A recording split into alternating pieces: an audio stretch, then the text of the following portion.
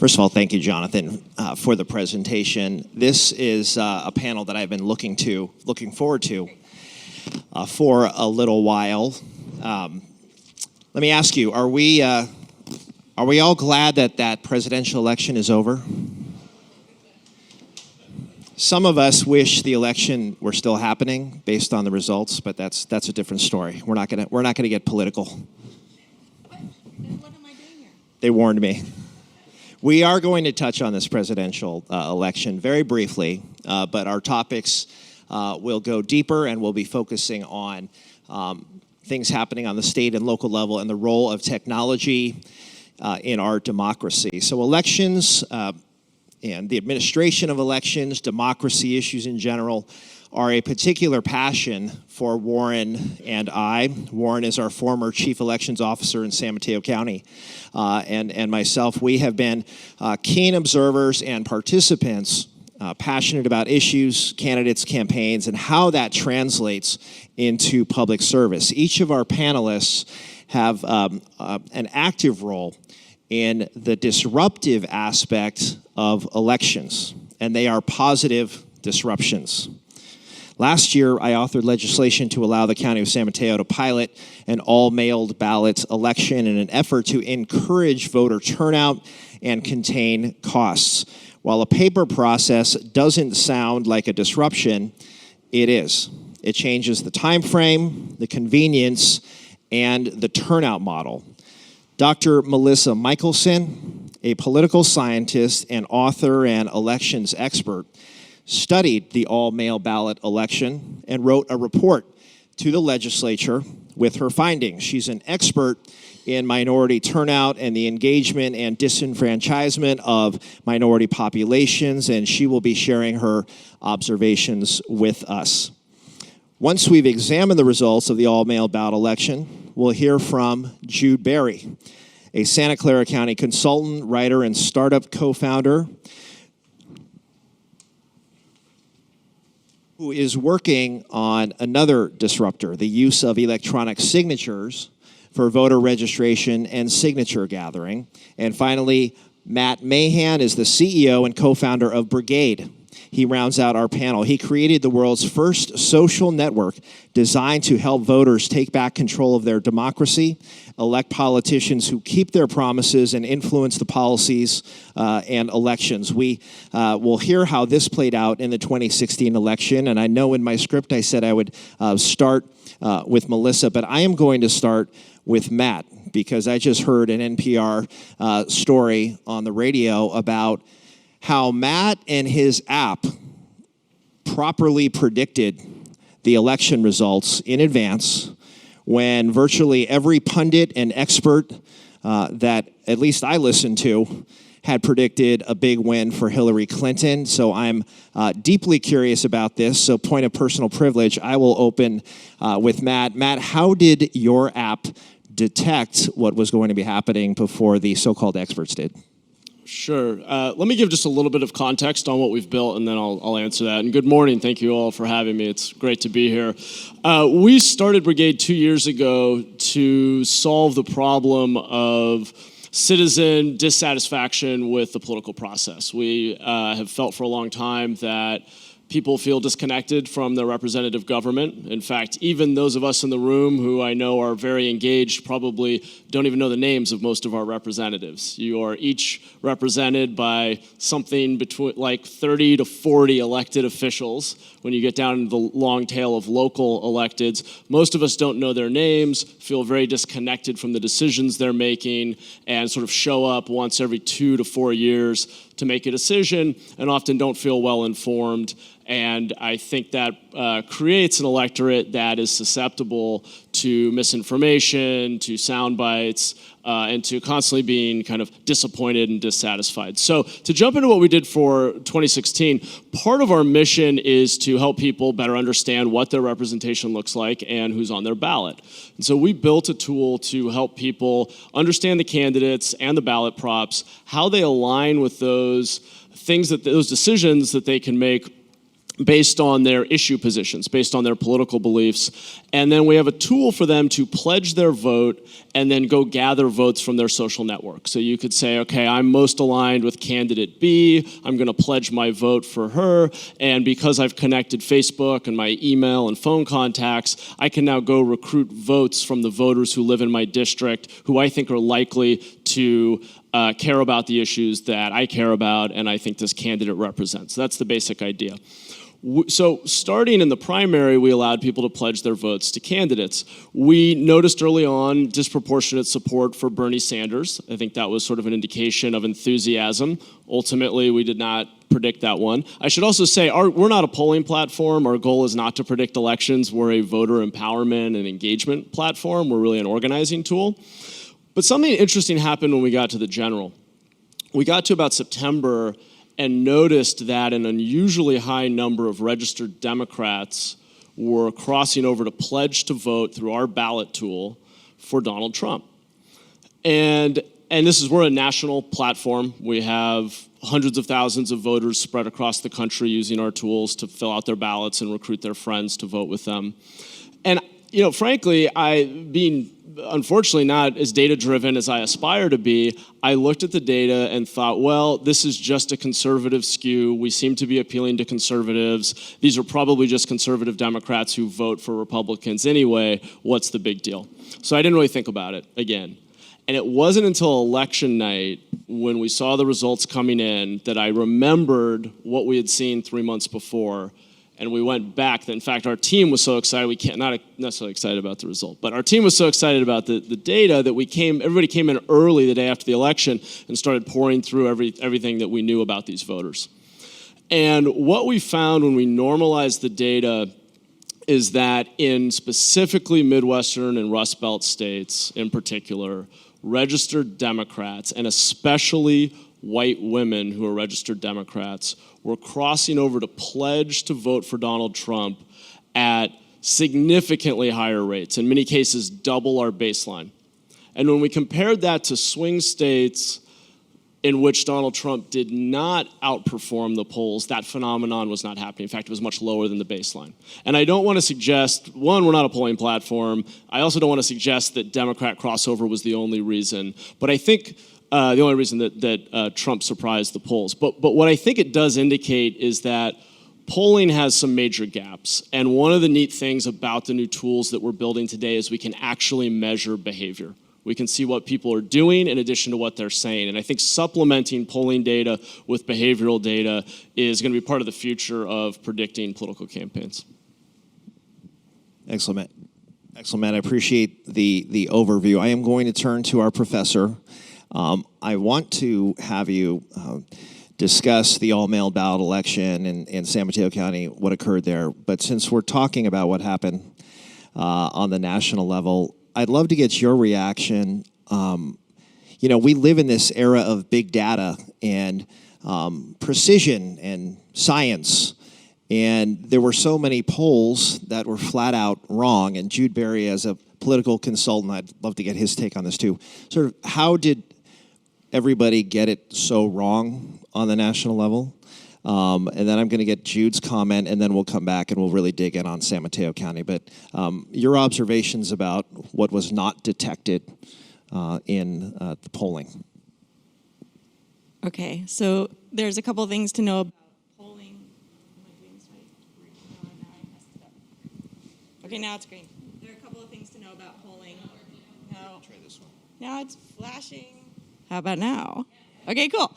So you all probably are familiar with this phenomenon. Your phone rings, either your cell or your home phone, and it says unidentified caller, and you do not pick up. So it is a growing phenomenon that it is super difficult for pollers to get people to answer their questions. And the really high-quality polling organizations are supplementing with opt-in internet-based polls and other methods, panels where people are compensated for agreeing to continually give their opinions. But polling is getting more and more difficult. And it's not random. So not only is it more difficult, which makes it more error-prone, but we also know that people whose candidate is not doing well are less likely to answer. So if you're a Donald Trump supporter and all the polls and all the news is telling you he's going to lose, you're less enthusiastic about calling the phone and saying he's your guy. Versus if you're a Hillary Clinton supporter and you see that she's winning, you're a little bit more likely to pick up the phone. So polling's getting much more difficult, and it's biased. And so I have to agree with this idea that we have to look at behaviors, and we also have to figure out a way to make polling work. Luckily, that's not my job. So I told my students, look, we all looked at the same data. It's not my fault that I was wrong. But the folks who do polls do have to figure that out.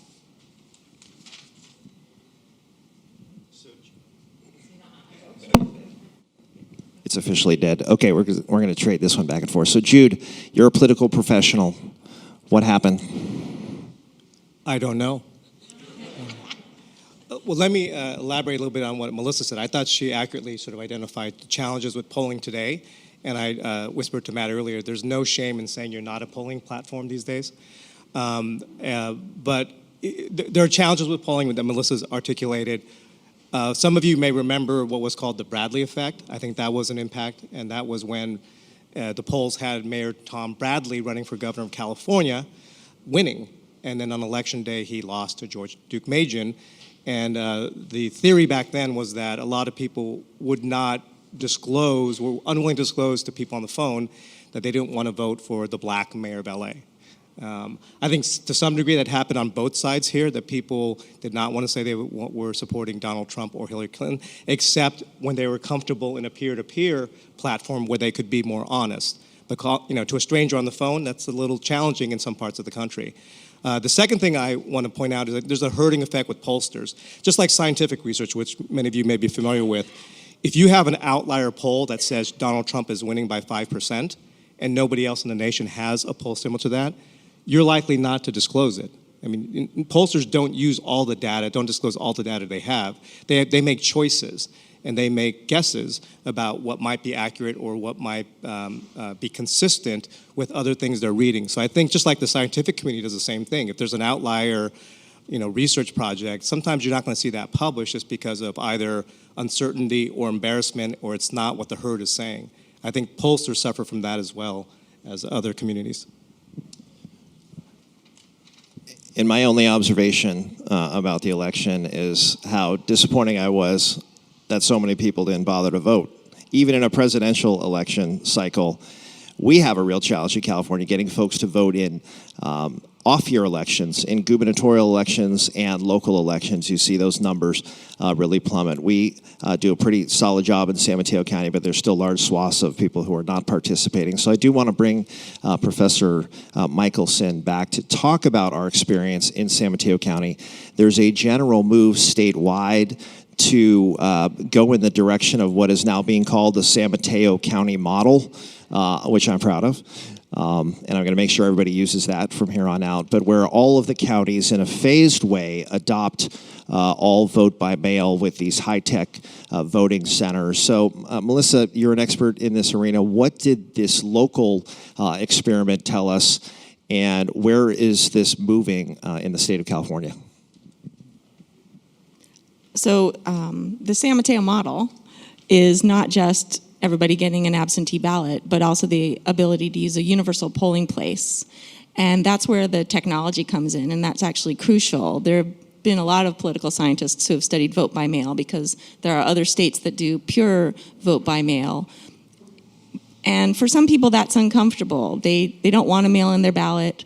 They like the community experience of going to a polling place, or for whatever reason, they just don't feel comfortable and they want to go to a polling place. But these universal polling places are awesome because it means that you don't have to worry about going to the one that you're assigned to right next to your house, that because it's the polling places are linked wirelessly back to the county elections office.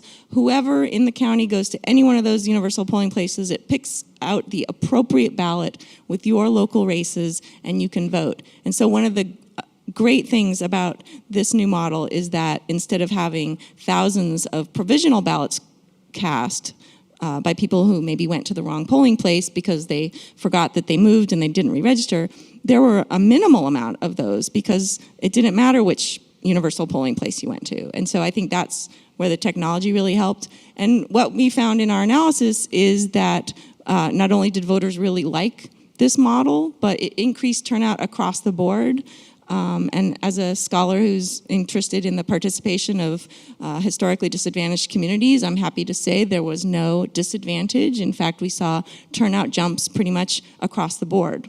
So it's easier for folks, they like it better, it has the potential to save a lot of money, and it's all due to this technology, really, of combining vote by mail with universal polling places, and the combination of the two is the key.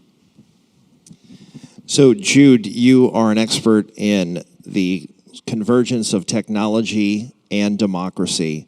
The voting by mail experiment, which is now turning into really a statewide wave of moving toward voting by mail, to me it seems like it's probably, even with all of its advantages, efficiency, participation, all those kinds of things, it still seems like a bridge to a time when we are engaged in digital voting. We're not there yet with the threat of hacks and so forth, but where is this conversation moving, not only in the administration of elections, but qualifying measures using electronic signatures and all those kinds of things? How is technology being employed or not being employed properly in our democracy? It's moving, and it's moving slowly. So San Mateo County and other places that are comfortable with technology will move quickly, but I've worked with registrars around the country, and that's not the case. You don't have a Warren Slocum in every county in North Carolina, for example. Counties still live on paper. Chris, the gentleman earlier, was talking about mobile, and unfortunately, that's every consumer is moving in that direction, every organization, every industry, but not county government and not state and local officials who run our systems. They live on paper. We created a mobile app to allow people to register to vote on either an iPhone or iPad or touchscreen device. And our challenge there is working with different people around the country is, we can go to and say, hey, in Santa Clara County, they've approved this, and it's going to save money, and it's easier for the user, and it's just better for government in general. And I was greeted with sort of bewildered looks because as one rural registrar told me, look, this sounds great, but we're not Santa Clara County.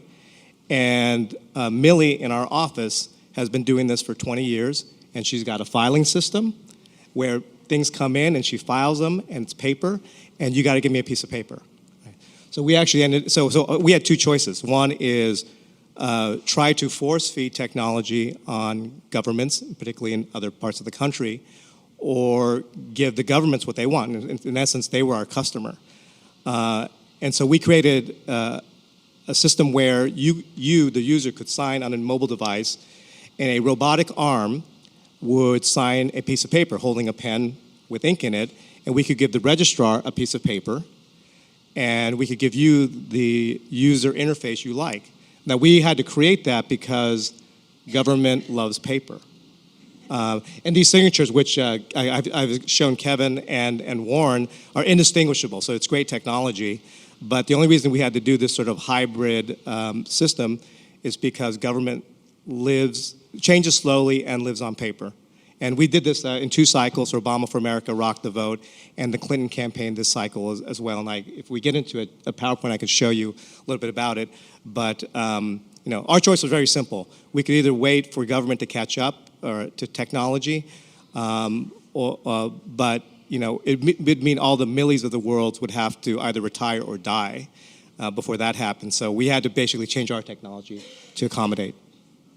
I just want to jump in and note that there are places that do wireless internet-based voting, Norway, Switzerland, some cities in Canada. So, we don't have Warren anymore, and most of the country doesn't have a Warren Slocum to push that sort of technology forward. But I think eventually, if we do all of our other stuff on our phones, and we do our banking on our phones, we will eventually vote on our phones. We're just not ready yet.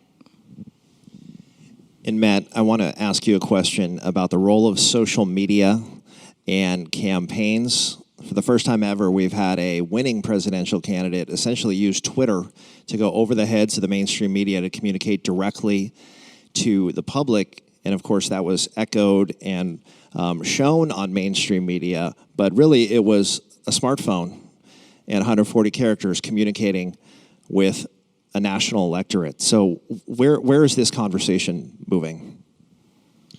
Well, I like to say that when thinking about civic engagement and how we can leverage technology to spur greater engagement, I think there are essentially two problems. There's a Google problem and there's a Facebook problem. The Google problem is an information problem, and I don't know that we necessarily need social media to fix it, but we need someone in the civic space to help people make sense of their government. It's too big, it's too complicated, none of us have the time to make sense of it. There are 520,000 elected officials in the country, 85,000 government bodies that can make rules and have representatives elected to make those rules. Average American, as I said before, is represented by over 30 elected officials.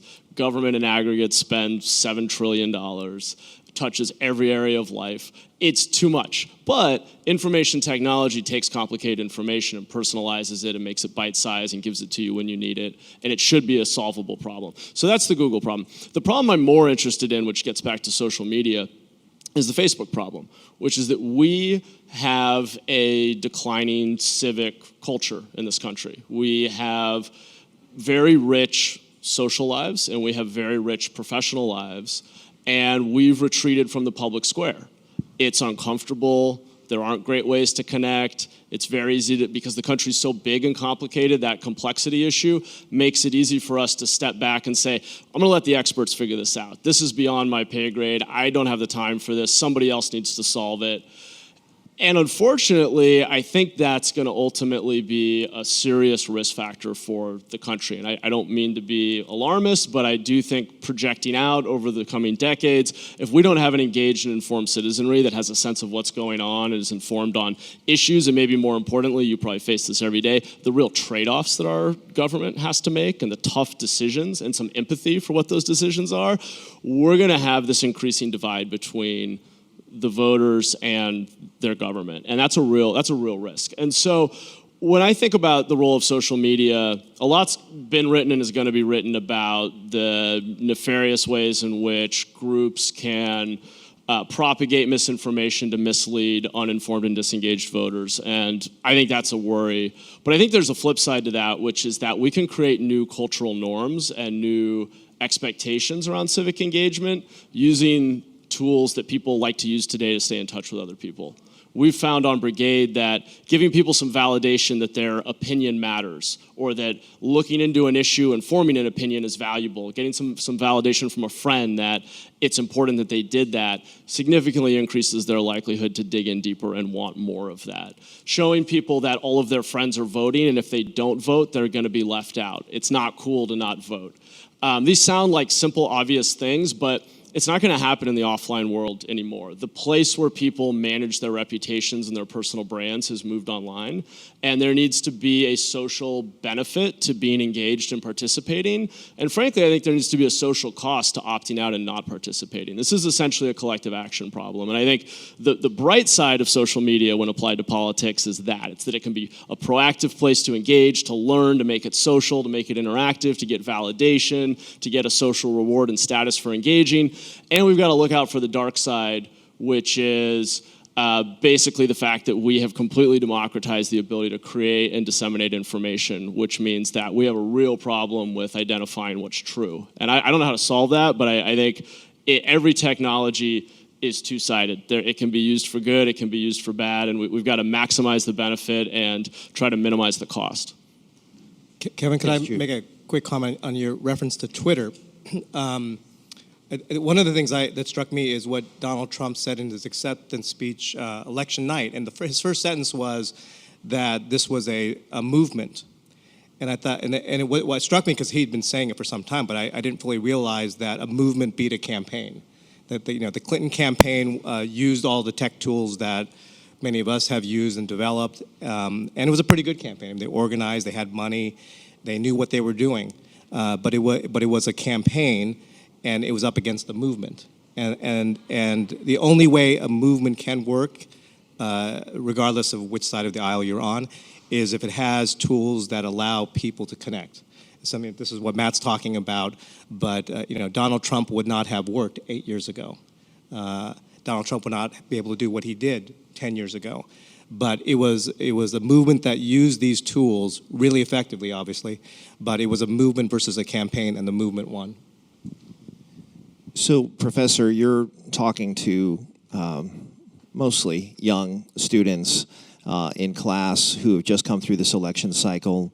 The millennial vote, I haven't seen hard numbers there. My sense is some younger folks were turned off by this. You're also, by the tone of the campaign, you're also an expert in Latino turnout. There was supposed to be a Latino surge in this election. Did any of that materialize? What do we know about young people's engagement in a presidential process? And then the really hard question is, how do you engage folks in off-year elections, state and local, where so many decisions are made that affect people's daily lives? That's a lot right there I threw at you, but I know you can handle it. So we do have a lot of data, actually, although, yes, the data is still coming in. And millennials were not as excited by this election. They were excited by Barack Obama's candidacy. They came out and voted for him, but we didn't see that last week. We did see a Latino surge across the country in areas where there are high percentages of Latino voters. They came out in massive numbers. That's visible not only in states where we were looking for it, like Arizona and Nevada, but also in places like North Carolina and Virginia and New York. There aren't enough Latinos in the Rust Belt to have preserved Hillary Clinton's alleged blue wall, but Latinos did come out in massive numbers, and they probably did contribute to her victory in places like Virginia and Nevada. That's pretty certain. Third question, how do we get folks to participate in off-year elections? Actually, I wrote a book about that. So there's a lot of things that you can do to encourage people to vote, and a lot of it is about making sure that they feel like there's this social pressure that Matt kind of talked about, that you're going to lose face basically if you're not, but also just making them feel like they're being asked to participate. So reaching out to them in whichever way is appropriate for that campaign, whether it's door-to-door canvassing, whether it's phone calls, whether it's sending out text messages. There's all kinds of apps now that you can use to get folks engaged, but it's really about making sure that people feel like they're being invited to participate and that their voice is important, and that's done in a way that's meaningful to them. And social media and social pressure has a lot to do with it. But work that I've done in past elections, for example, with Warren, show the power of text messages, show the power of emails from someone who's a trusted source. We also have evidence from other social networking kinds of platforms that it's really about just asking them to participate, and that doesn't mean sending them a glossy postcard in the mail or running ads on TV. That doesn't do it. So, Jude and Matt, I wanted to get your take as well, how these digital tools that we're talking about can be employed to engage an electorate of all ages in non-presidential cycles where you don't have a Barack Obama at the top of the ballot, or on the Republican side, you don't have a Donald Trump who is dominating media coverage and creating a movement and an upsurge. How do you use these tools and get folks engaged and interested, maybe even when there's not an election, when there's just governance happening and decisions are being made by their local public officials that affect them, when, let's face it, it's not the sexiest thing in the world? How do you do that? Well, I don't think anybody has the silver bullet. I mean, essentially, to oversimplify, I think it's about reducing the cost and increasing the benefits for individuals. I think not that we're all perfectly rational economic man here, but I do think that right now it's too hard to follow along, particularly for younger voters who don't subscribe to the newspaper and don't have enough context. And so I think that making it really easy, pushing information that's personalized, that's highly relevant, knowing where a voter lives, what he or she cares about, history of participation that might shape what he or she is likely to engage with can increase personalization and relevance for people. So sort of reducing the cost, delivering it to them where they are on social media, on their mobile devices is part of the equation. And then I sort of spoke before to the cost side of it. One of the experiments that we have run, and we just ran in this election, and we'll be getting data in roughly Q1, is a controlled experiment. We actually worked with a guy named Donald Green, who does a lot of voter turnout experimentation, to design a, basically the way it worked is we found 20,000 voters on Brigade who were willing to give us a phone number and opt in to get text messages from us. And we divided the population in half randomized, and half received no, they were the muted group, they received no communications. The other half received communications. There were a series of 5 text messages in the week leading up to the election, including Election Day, in which we invoked social pressure.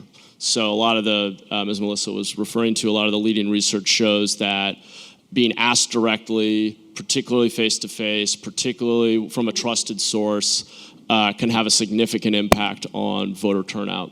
And so we don't have the data yet. We're really excited to get it back, but we think that delivering that message from a friend or invoking a friend who's also voting, showing, reminding people that the voter participation records are public and that people could potentially know whether or not you voted. So a little bit of subtle pressure, maybe not so subtle pressure. And delivering it to them via text message on their phone where they're going to see it even on their locked screen where it's hard to miss. We think that combination is really promising. It's one experiment, but we feel pretty good that it's likely to increase turnout. In a presidential race where anywhere from 65 to 85% of registered voters could participate, the effect may be lower. But next year, we have a number of local races. I think roughly 50 of the 100 largest cities in the United States are electing a new mayor next year.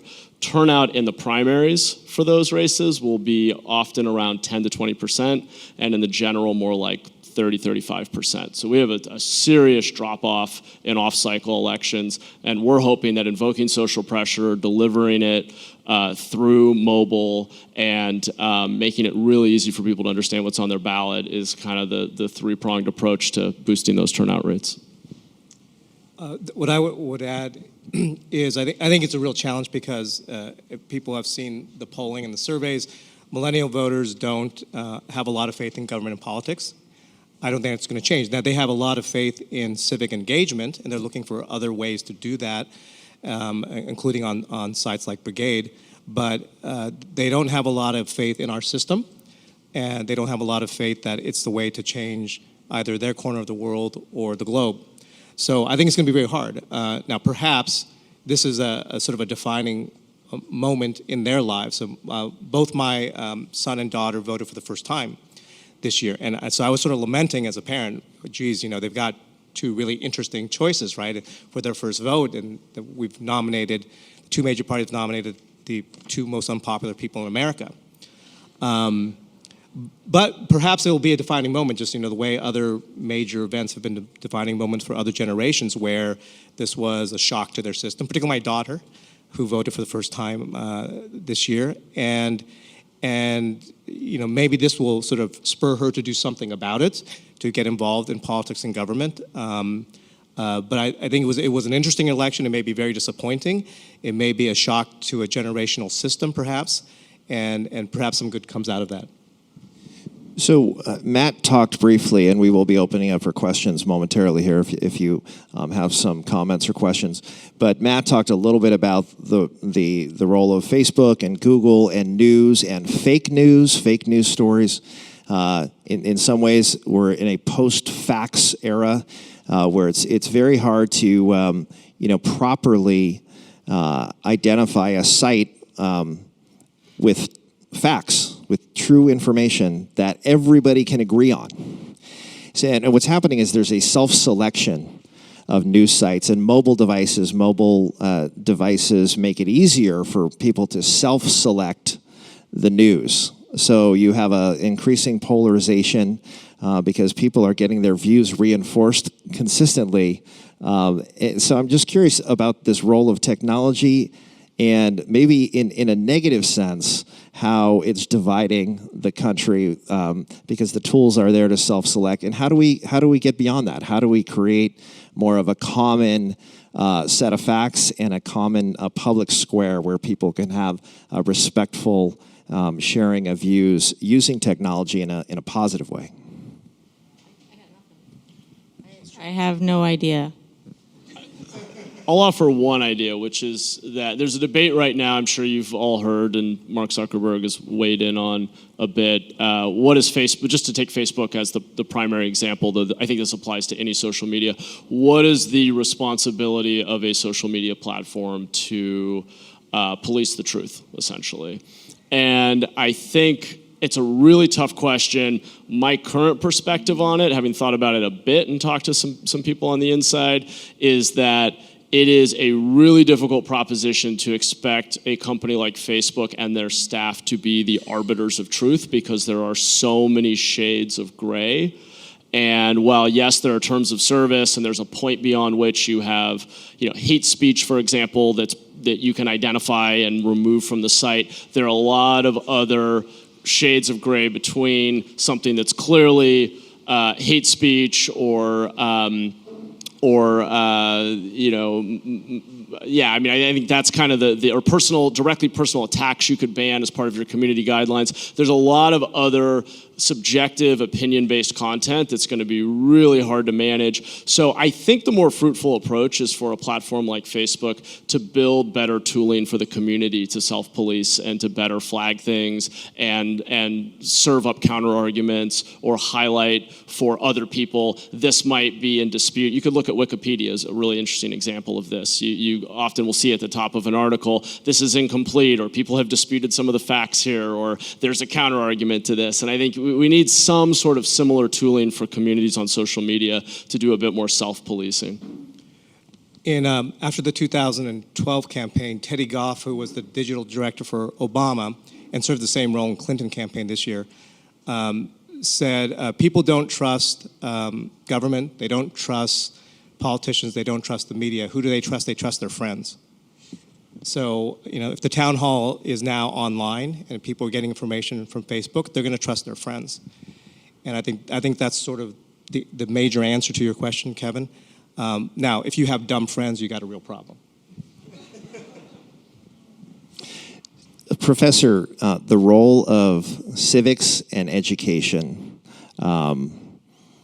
in terms of educating young people about what we do on the local level and the state level, have we moved away from that? We're here at the epicenter of Silicon Valley. There's so much emphasis on STEM, and that's all wonderful and incredible, and creating a pipeline to some jobs that are being created. But how do we build citizens? How do we strengthen citizenship in our schools among our young people? So voting might be habitual as opposed to just motivated by a figure at the top of the ticket. Yeah, luckily California is one of the states where if you go to a public college, you are required to take a class in California politics. Menlo College is private, of course, so you can only take it as an elective, but that's one way. So states like California and Texas have a way of requiring students to become civically engaged and educated. I think it would help if we had more requirements like that, to be honest. So there's some more legislation for you to pass. But, students at Menlo College, they get a pass on that unless they're already interested in politics. And then they take my class, but that's self-selected. But the more you can make it a requirement, I think it would help. Many colleges, including Menlo, also have a community service requirement, which I think also does help, because if you're going out into the community and you get involved, I think that naturally leads to political engagement. But unfortunately, I think it's one of those things you have to force people to do, to learn about politics, because they hate politics. They don't trust politics. They're not interested. And so unless it's a requirement, they're not going to do it. Okay, we want to open it up for questions from our audience here for our panel of experts. And we do have a microphone, right? We do have a microphone that's going to be moving around. So if you have a question, Joe Gothel's in the back, standing up. Let's get him a microphone. Joe, are you the current mayor of San Mateo? This is the mayor of the city of San Mateo, Joe Goethals, who has a question for our panel. Thank you, everyone. I believe Democrats won 6 of the last 7 presidential elections, the popular vote. And we've seen that the trends, demographics are in that direction, even though we didn't see it in this election. I'm wondering, do we really have to create access to technology in order for those emerging demographics to feel empowered to vote? How important is that? And secondly, a comment for Kevin. Thank you very much for the all-male ballot. We were hoping in 2018 you might have an experiment with an all-female vote.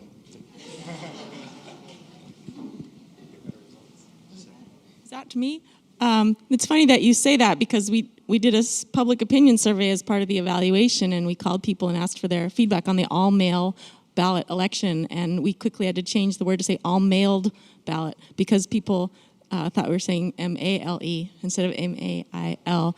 I do think we have to reach out because politics, the demographics may be shifting in the direction of a more naturally democratic electorate, but unless people vote, it doesn't matter. And who knows what the election outcome would have been if more folks would have voted. The Rust Belt is mostly white, and so wouldn't necessarily have changed the outcome of last week's election, but just because the electorate changes doesn't mean people will vote. So I do think we still need to be doing outreach and connecting people, making it easier for them to register. And there have been an amazing number of studies done that show that the key is to combine making it easy and making people think it's worth doing. If they think it's worth doing, then even if it's hard, they'll wait in line for 8 hours. If it's super easy, but they just think it's not important, they won't bother to show up. So we have to do both. We have to make it easy, and we have to make it something that people want to do, and that requires changing the laws, making it easier, and also making sure people feel engaged and think it's worth taking the time. Melissa's absolutely right. Those of you who work in technology know that if you can reduce friction in the process, it just makes people easier to participate, right? We have a lot of friction in our process. I've talked a little bit about the paper system and all that. Let me tell you just a real quick story. When we gathered our first sort of test case signatures using our mobile technology for voter registration, it was out on the San Jose State campus, which was just a couple blocks from my office. And the campus Democrats set up a table for us, helped us collect votes. And the pitch was, at a table with them, we'd say, hey, do you want to make history? Do you want to be one of the first people to register to vote on an iPhone or an iPad? You would think, I thought, as you probably would, that the immediate response was, yeah, that'd be great, right? No, it was bewilderment. They looked at me and said, you can't do that already? Right? These are people who are, especially anybody under 30 is a digital native.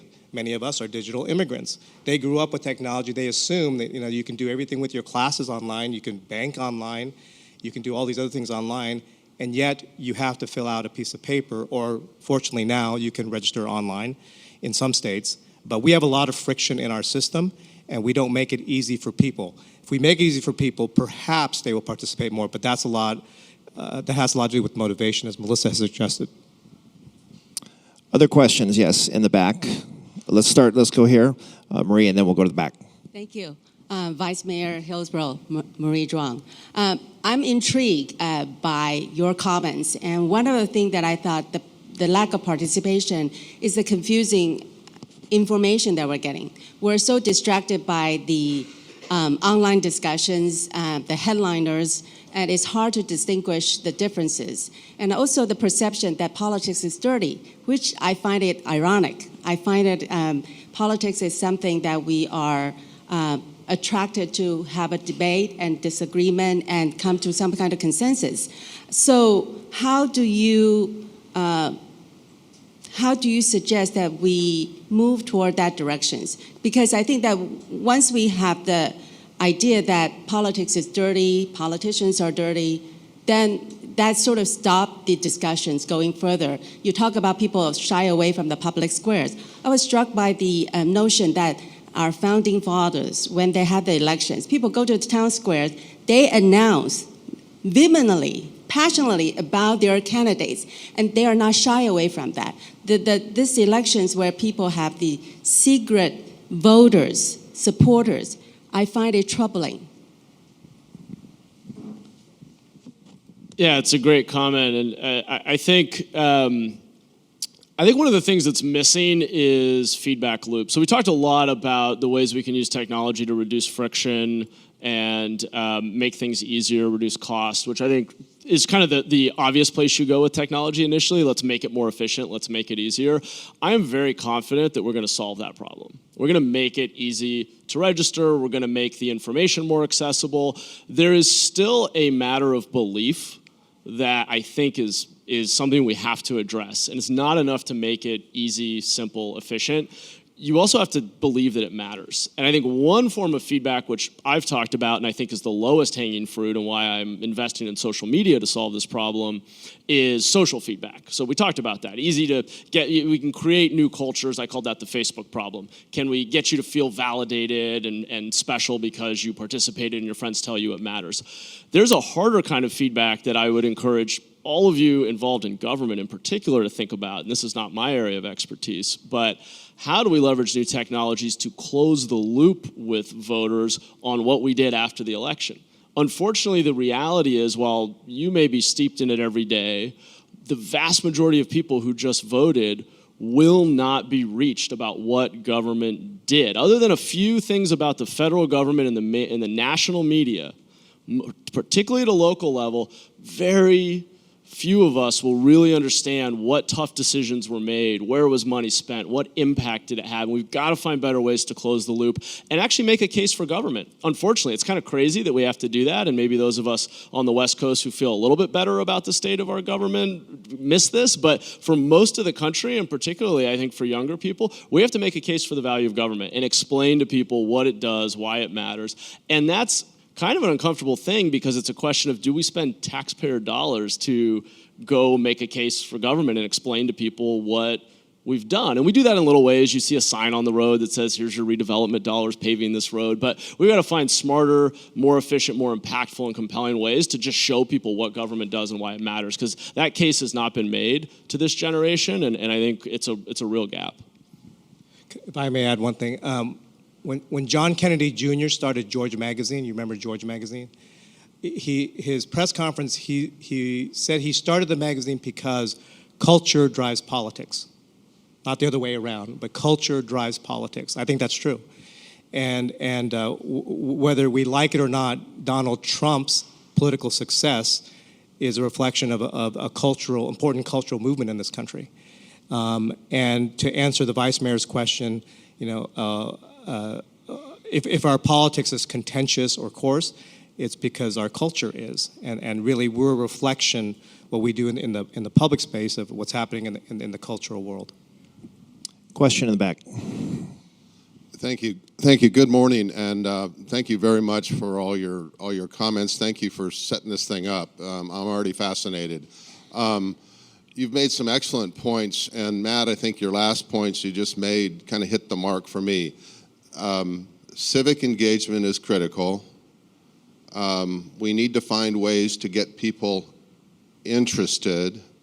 And I think Professor Michelson, you said, people don't like politics, and quite frankly, I abhor the word partisan myself. So finding the way to get people interested and then engaged, I think is really something that I'm hearing that you all are doing, and I'm very thankful for that. The only concern I've got is, good God, how many apps do we have to consider to do this? What's the magic app? And I'm a dinosaur with an old phone, and good God, I can't even get some of these apps. But so I really want you to help figure out how to bring it together. But I'm scared of apps. Get a new phone, but don't get a Samsung Galaxy 7. There's been huge underinvestment in civic tech. I think unfortunately for the next 10 years or more, we're going to have to invest a ton, a lot of experiments, a lot of different apps. We'll see what works, and eventually I think they'll roll up into one or two platforms. So wait 10 years. Okay, we have, I think, just one more minute, right? So let's go here. If you could ask a very concise question with maybe 10-word answers. Okay, so I've been fascinated by the discussion around Facebook and its responsibility in terms of filtering information. I think it's a really slippery slope. But I think the big thing that's been missing in this conversation is the role of public education. We need an educated electorate to filter out information and to be able to discern. We were taught critical thinking skills. Why are we shifting blame to technology now? We need to start thinking about education. I mean, we should be able to evaluate content and make decisions on it. That is totally missing from the conversation. So I guess it's not a technology question. It's a larger question about sort of why are we focusing on technology and are we missing basic lessons right now? And then I would just add 1 or 2 word answers. Is technology a force for good or not when it comes to our democracy? So that'll be our concluding thought in reaction to both of those questions, starting with Matt.